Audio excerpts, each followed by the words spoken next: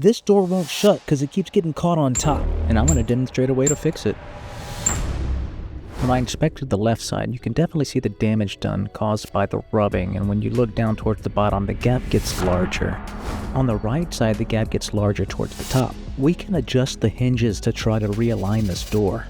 First thing we're going to do is remove the bolt from the top hinge. A hammer or nail can work for this.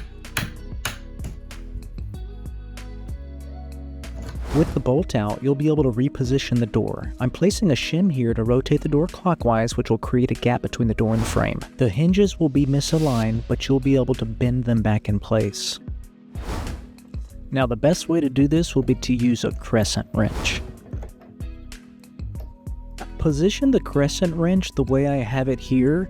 This is going to allow you to get the leverage you need to bend it. You're only going to bend the top, the middle, and the bottom portion. These are the parts of the hinge that are actually attached to the door. You're going to align them to the hinges that are attached to the frame.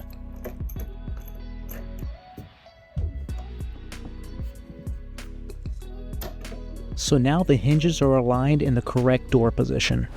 Don't forget to put the bolt back in the hinge.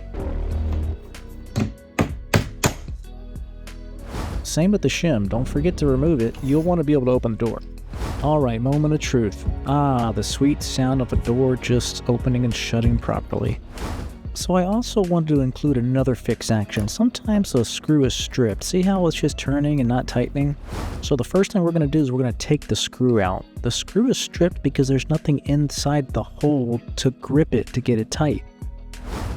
We're then going to fill the hole with toothpicks. Usually 2 or 3 works. Just stick them in the hole and then bend it so that it breaks off.